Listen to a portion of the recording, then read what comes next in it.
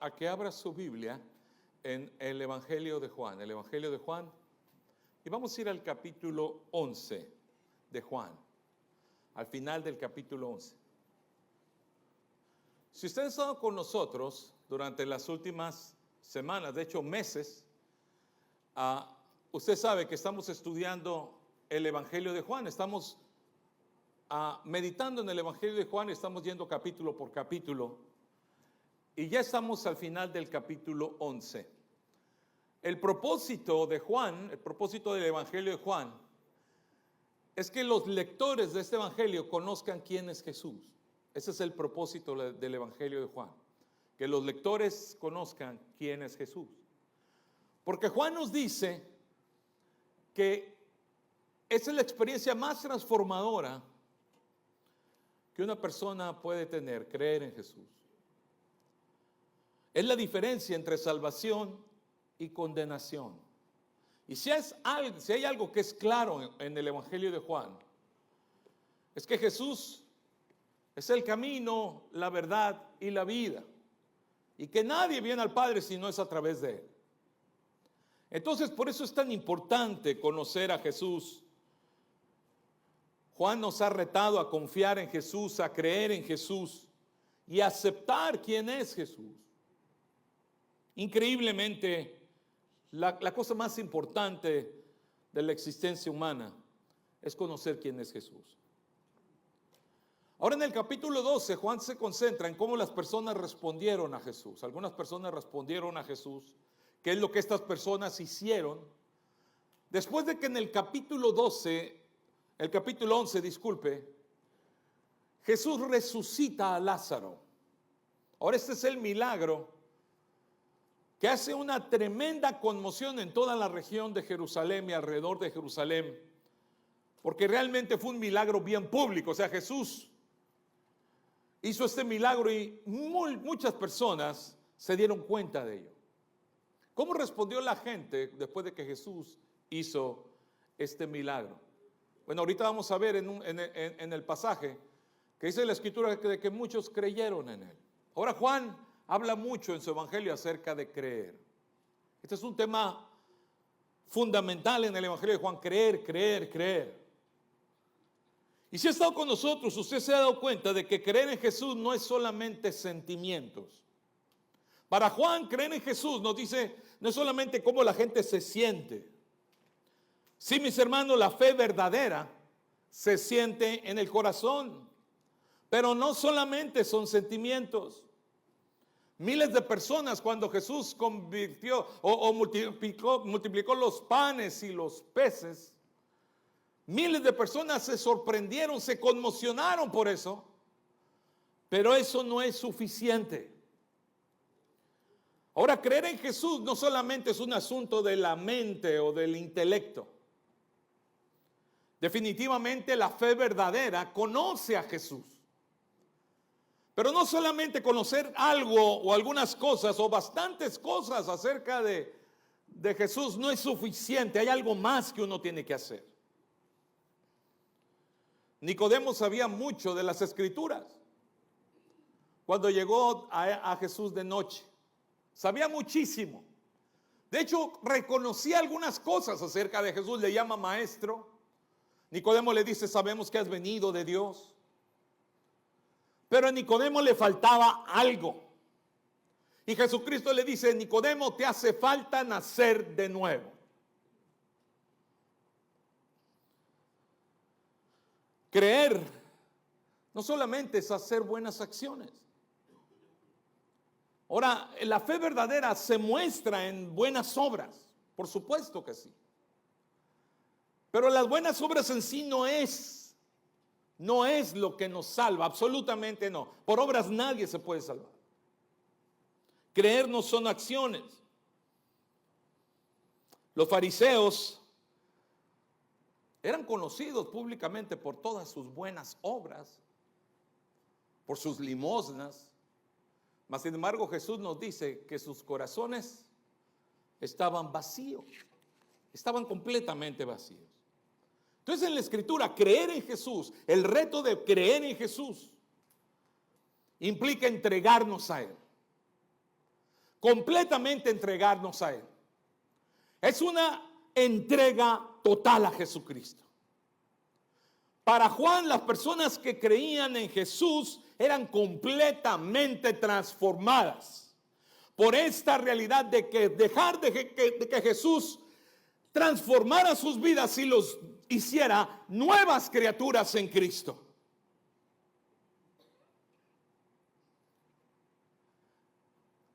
Y esto, hermanos, se tiene que notar. La persona que se entrega a Jesús se debe de entregar públicamente. ¿A qué me refiero? De que públicamente se debe de notar esa entrega. No existe algo en la Escritura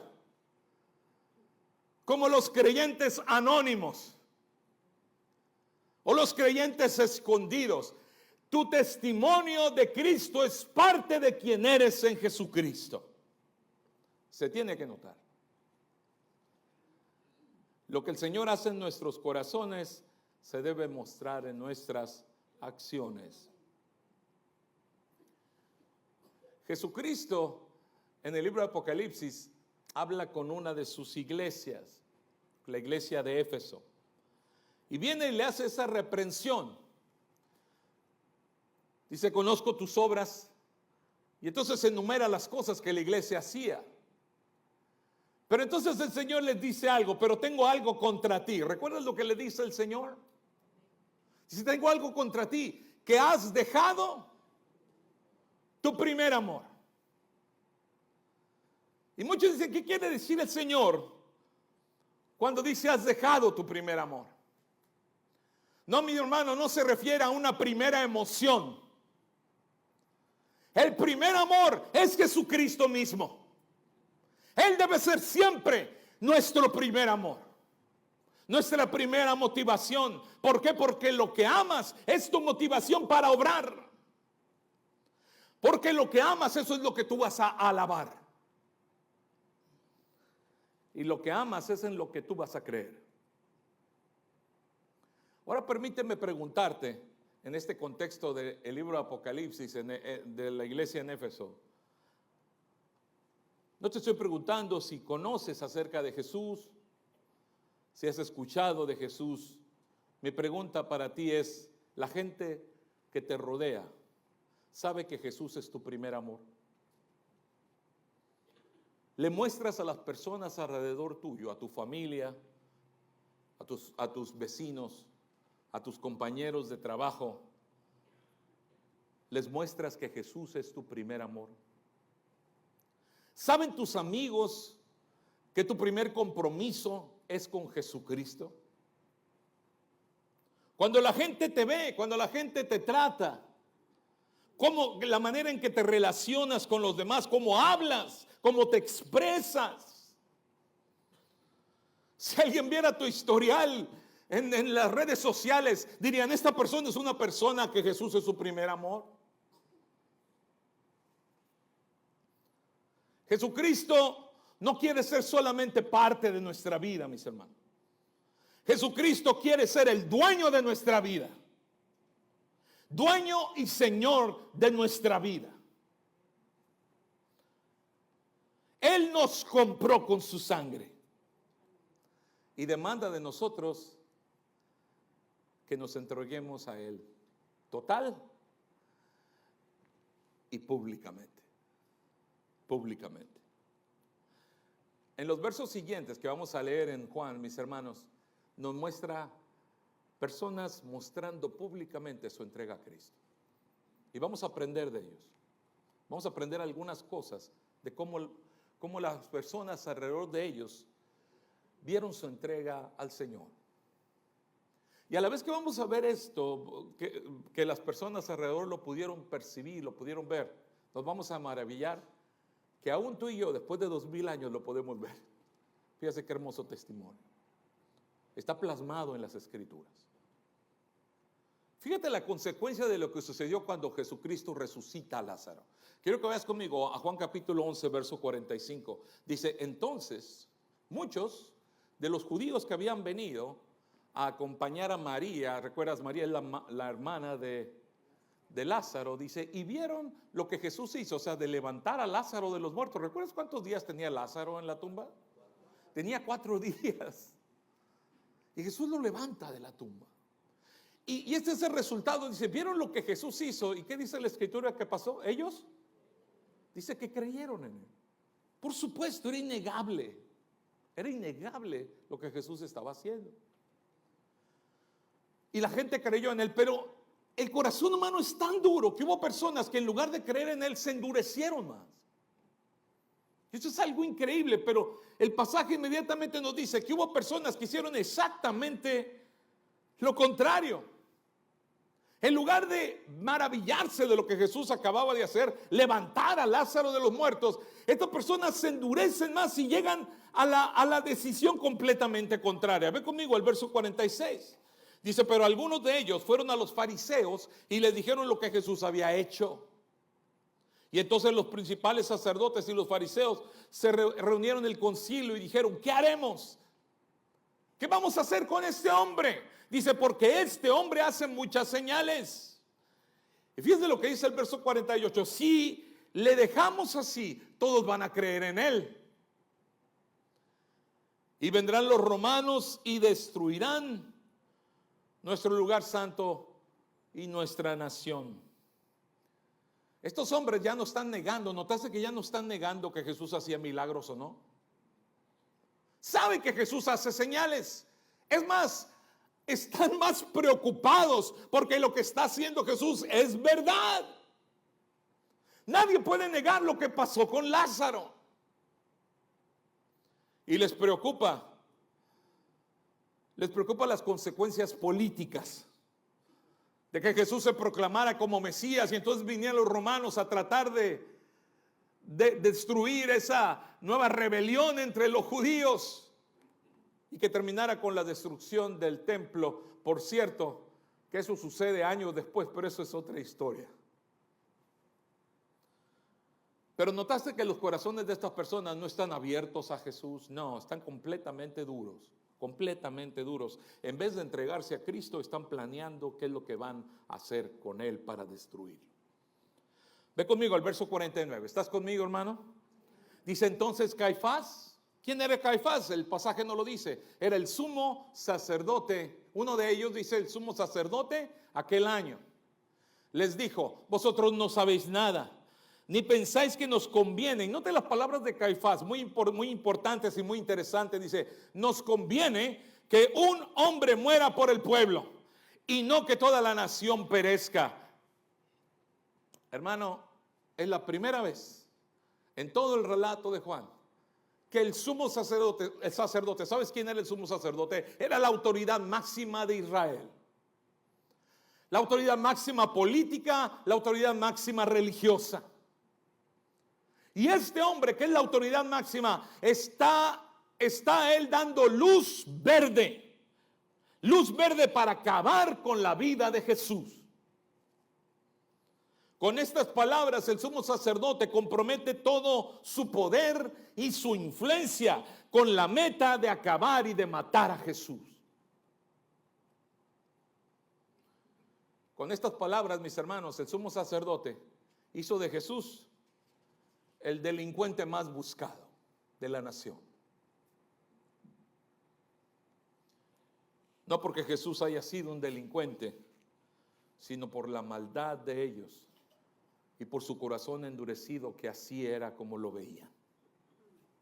Pero Juan nos dice algo maravilloso. Nos dice que las palabras de Caifás no solamente es un enunciado político, sino que Juan nos dice, estas palabras son proféticas. Fíjate cómo dice Juan, verso 51, esto no lo dijo por sí mismo, sino que como era el sumo sacerdote aquel año, profetizó que Jesús había de morir por la nación. Por supuesto, nos convenía que un hombre, Jesucristo, muriera, pero no solamente por Israel, por cada uno de nosotros. El Señor dio su vida en la cruz del Calvario. Fíjate lo que dice el verso 52, y no solamente por la nación, sino también para congregar en uno a los hijos de Dios que estaban dispersos. Y entonces ellos deciden hacer lo siguiente, verso 53, así que desde aquel día hicieron el acuerdo de matarlo. El plan estaba decidido. Donde pudieran encontrar a Jesús, lo iban a arrestar, iban a buscar el momento preciso para apresarlo, porque Jesús debía de morir. Sí, mis hermanos, Jesús en efecto debía de morir, pero no es por ser un delincuente. Jesús debía de morir porque era el amor que Él tenía por nosotros. Iba a morir no por sus pecados. El Señor no tuvo ningún pecado. Murió por tu pecado y mi pecado. Aquellos hombres malvados no lo sabían, pero al hacer todo esto y llevar a Cristo eventualmente a la cruz, estaban cumpliendo el propósito de Dios para tu salvación y para mi salvación. ¿Cuánto le dan gloria a Dios?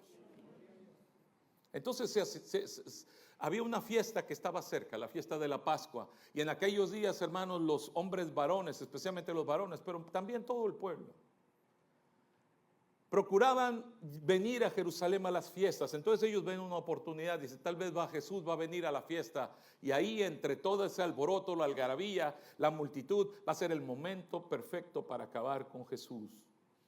Ahora la Escritura nos dice, hermanos, de que efectivamente Jesús vino a la Pascua, y la siguiente semana vamos a ver cómo Jesús llegó a Jerusalén. No llegó en secreto, ¿se acuerdan cómo llegó? Y efectivamente va a llegar a la fiesta de la Pascua, y efectivamente en esa fiesta de la Pascua, durante esa fiesta, nuestro Señor Jesucristo va a dar su vida en la cruz del Calvario por nosotros. Verso 54, vamos a leer estos versos, son muy interesantes.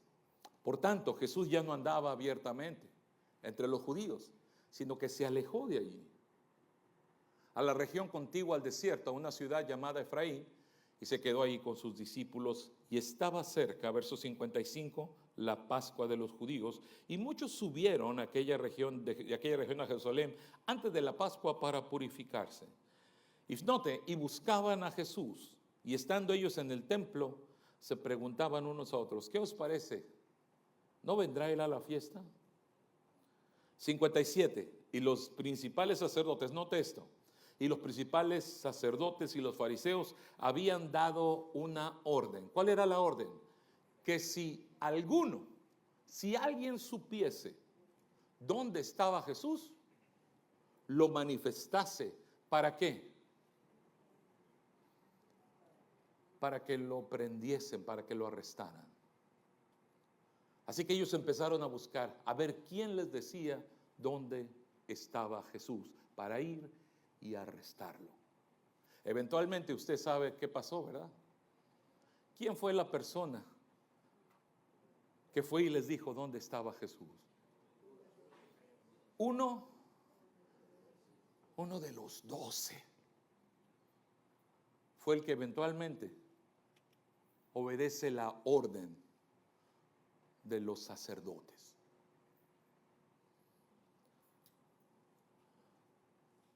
Pero vamos a ver a las personas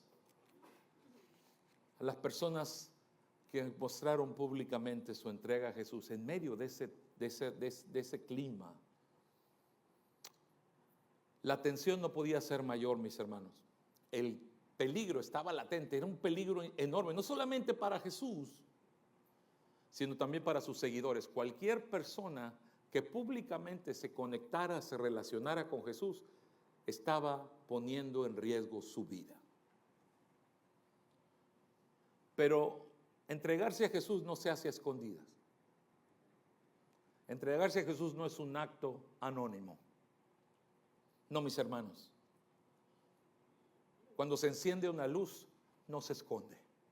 ¿No dijo eso el Señor? Sino se pone en el lugar donde ilumine a todos los que están en la casa.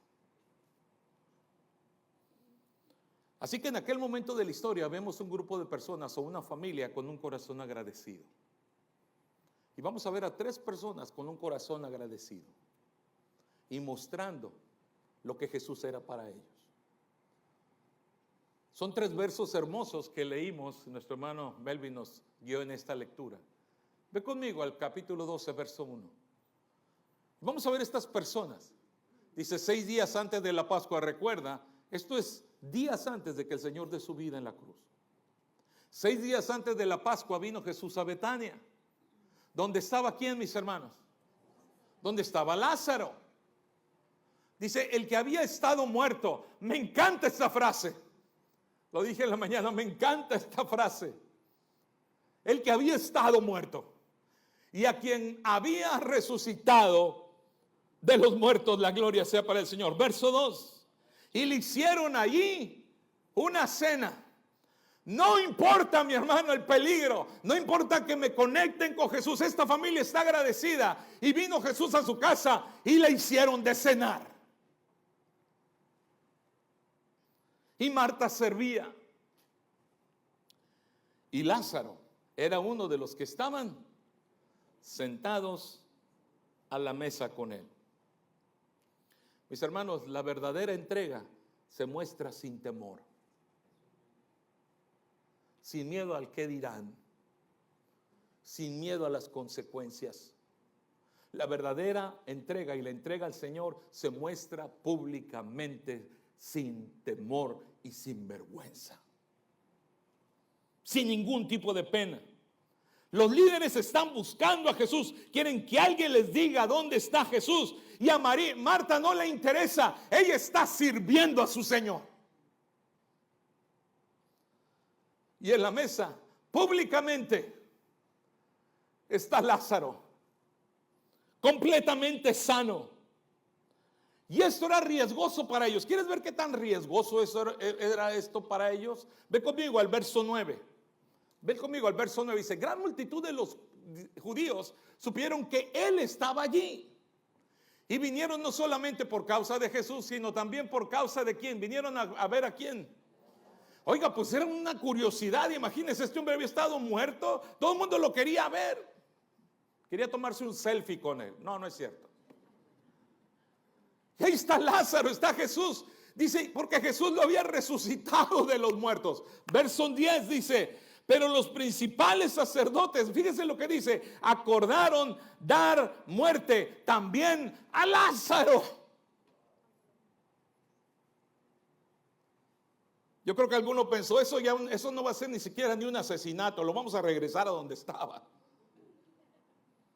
Porque Lázaro era el testimonio, Lázaro era la evidencia de que Jesús era Dios.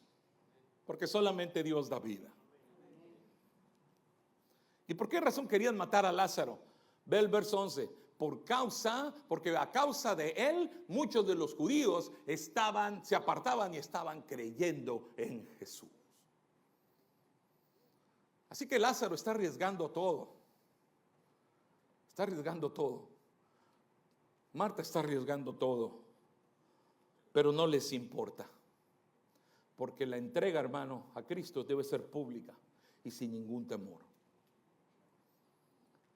Dan testimonio de quién es Jesús para ellos. Muchos de nosotros pensaríamos, qué honor tan grande estar sentado a la mesa con Jesús. Yo no me perdería por nada el honor de servirle a Jesús. Pero seamos honestos por un momento. No tiene que ser un asunto de vida o muerte, mis hermanos. A veces hasta las cosas más vanas, más triviales de la vida, nos estorban para servir a Jesús, para servir al Señor. Una y otra vez el Señor nos da oportunidad de servir a los demás, sirviéndole a Él. Una y otra vez el Señor nos da la oportunidad de mostrar quién es Él para nosotros. Y a veces las cosas más simples de la vida nos estorban. Y no servimos a Cristo simplemente porque tenemos otras cosas que hacer. ¿Cuántos de nosotros no decimos, qué privilegio sería estar sentado a la mesa con Jesús y escuchar su voz? Mi hermano, cada vez que abres tu Biblia y buscas al Señor, estás sentado a la mesa con Él y estás escuchando su voz. ¿Y cuántas veces no dejamos a un lado ese privilegio? Cada vez que venimos a la iglesia, estamos todos juntos como familia de la fe. Estamos meditando en la palabra de Dios. Estamos sentados a la mesa y creemos por la palabra que el Señor está aquí con nosotros. Y le alabamos, bendecimos su nombre. Estamos a la mesa con Jesús. Y sin embargo, hasta las cosas más vanas de la vida las ponemos primero antes de vivir ese privilegio. ¿Sabes qué? Lázaro, ni siquiera el riesgo de muerte le impedía el privilegio de estar sentado a la mesa con Jesús. Marta, ni siquiera el riesgo que estaban tomando iba a impedir que ella estuviera sirviendo a Jesús. Eso, mi hermano, es entrega. Pero nos falta una persona de la familia, ¿verdad que nos falta alguien más? Recuerda que esa familia eran 3 personas, era Lázaro, era Marta, ¿y quién nos falta? Nos falta la otra hermana, María. Regrese conmigo a Juan capítulo 12, verso 3. Entonces dice la palabra, María tomó una libra de perfume de nardo puro, de mucho precio, y ungió los pies de Jesús y los enjugó con sus cabellos. Y la casa se llenó del olor del perfume. Porque la verdadera entrega al Señor, la entrega está dispuesto a darle al Señor lo más valioso, lo que más nos cuesta. Aquel perfume valía una fortuna, mis hermanos. Dice después la Escritura que el perfume valía 300 denarios. 300 denarios. Ahora, ¿qué tanto dinero era eso? Te voy a dar un punto de referencia. En el capítulo 6 de Juan, se nos dice que había miles de personas escuchando a Jesús. Se nos dice que eran 5,000 varones, ¿recuerdas? Pero sin contar las mujeres y los niños. Así que si cuentas mujeres y niños, y si aquellas personas tenían niños como tenemos los hispanos, entonces estamos hablando tal vez de 15,000 personas, tal vez, o 20,000 personas. Y estaba la multitud escuchando a Jesús. Y entonces dicen los discípulos, mándalos, Señor, a las aldeas para que compren algo de comer porque tienen hambre. Y el Señor dice, denles ustedes de comer. Ustedes saben lo que el Señor hizo después. Pero primero reta a sus discípulos. Y quiero que vean la respuesta de Felipe cuando el Señor le dice, denle ustedes de comer. Fíjate lo que Felipe dice en el capítulo 6 de Juan. Felipe le respondió al Señor, 200 denarios. ¿Notaste? 200 denarios de pan no bastaría para que cada uno de ellos tomase un poco. ¿Cuánto dinero necesitaría usted para comprar pan para 20,000 personas?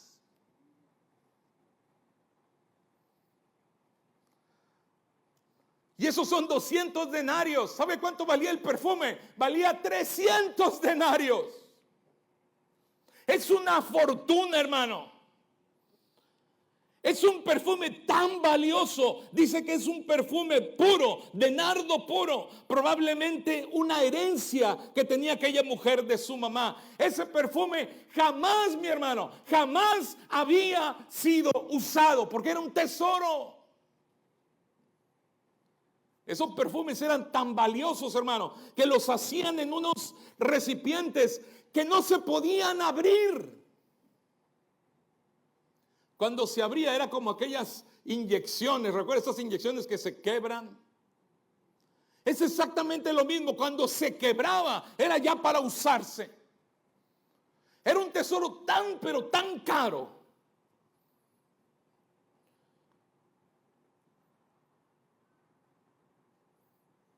Y María rompe el sello.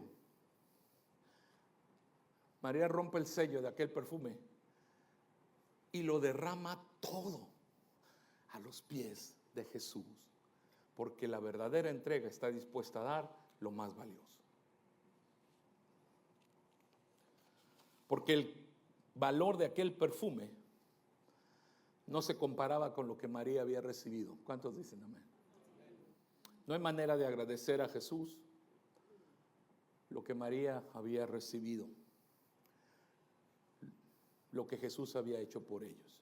Su hermano, su amado hermano, estaba sentado a la mesa cenando con Jesús. Jesús les había dado vida. Así que la verdadera entrega, mis hermanos, se ve en público, delante de los demás. La verdadera entrega no tiene temor. La verdadera entrega al Señor se muestra en cualquier circunstancia, y la verdadera entrega está dispuesta a dar lo más valioso. ¿Qué es lo que más valoras? ¿Qué es lo que más amas? Entrégaselo al Señor. Todo está seguro en sus manos. Absolutamente todo.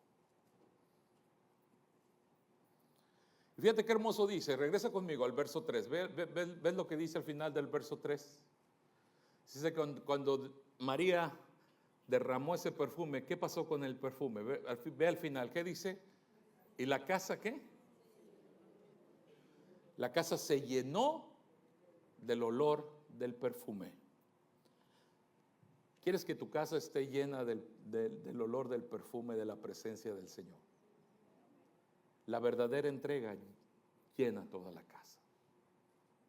¿Quieres que tu familia sea bendecida y conozca más al Señor, se acerque al Señor? Entonces sírvele, sirve a Jesucristo. Entrégate a buscar a Jesucristo. Vive para Jesucristo. Y el perfume de tu entrega va a perfumar toda tu casa. Y entonces viene el contraste, porque eso es lo maravilloso de las historias de la Biblia. Y cómo el Espíritu Santo inspiró a los hombres a escribir estas maravillosas historias, porque ahora viene el contraste. El contraste es entre la entrega y la falsa entrega. Una persona que mostraba delante de aquel círculo que era uno de los discípulos, pero aquí muestra lo que había en su corazón. Ve conmigo al verso 4. Y dijo, capítulo 12, verso 4. Y dijo uno de los discípulos, Judas Iscariote, hijo de Simón, el que había de entregarle, verso 5. ¿Qué dijo? ¿Por qué no fue este perfume vendido por 300 denarios y dado a los pobres? ¿Qué es lo que está diciendo Judas aquí? Este perfume es muy valioso y Jesús no se lo merece. Oh, mejor hay que darlo. ¿Por qué no se vendió? Hubiéramos alimentado a miles de pobres. ¿Y a poco Judas estaba preocupado en los pobres? ¿Cuántos creen que estaba preocupado en los pobres? Si usted ha leído el pasaje, usted sabe que no estaba preocupado en los pobres. Fíjese lo que dice el verso 6. Pero esto lo dijo él, ¿por qué razón? No porque estuviera o que tuviera preocupación por los pobres, sino porque era un ladrón. Era un ladrón. Y teniendo la bolsa, dice que sustraía de lo que se echaba en ella.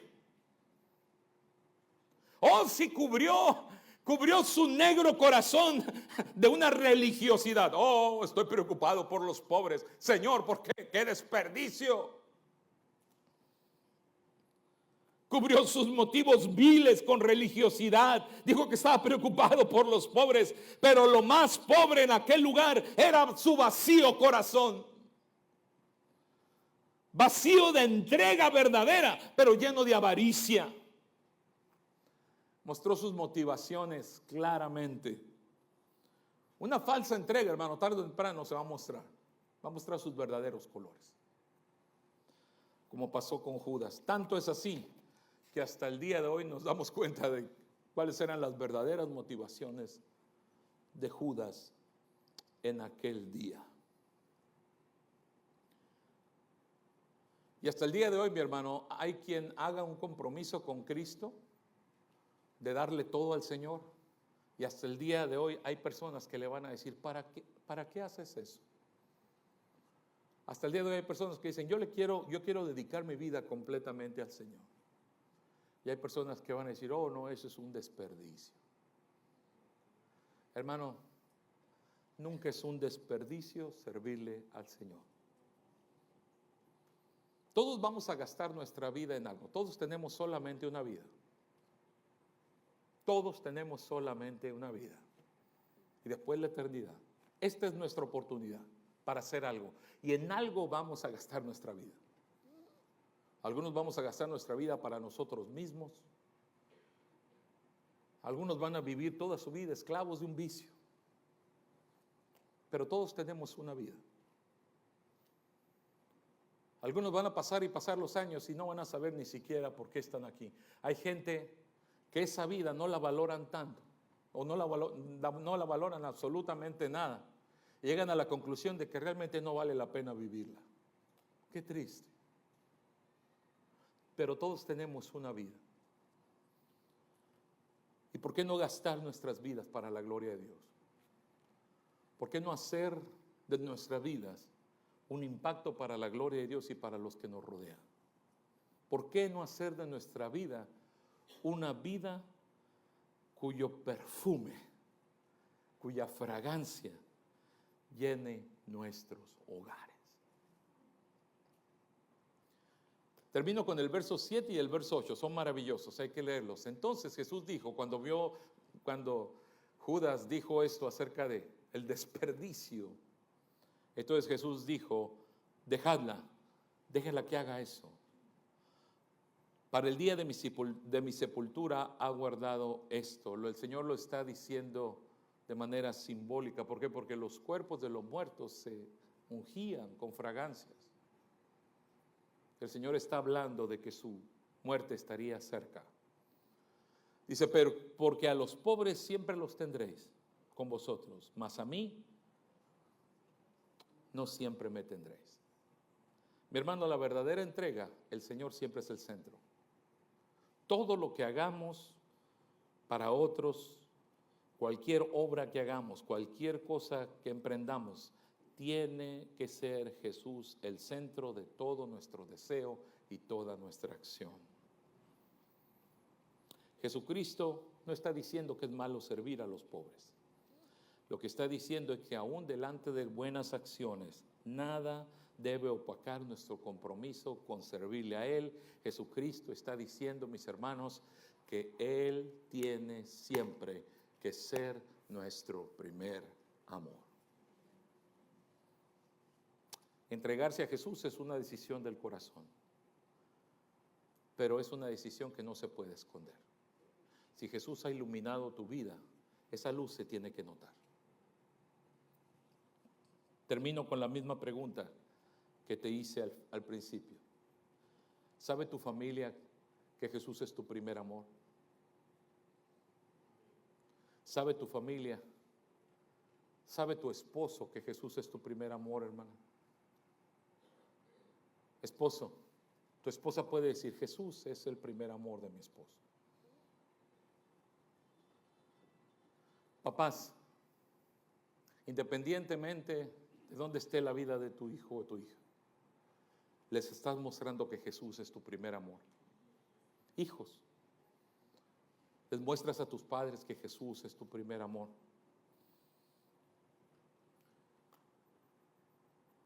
Se los dices a tu familia, se los dices a tus amigos, en tu trabajo, se los dices con palabras que Jesús es el Señor de tu vida, es tu Salvador. Y se los muestras con acciones. O tus acciones contradicen lo que dices.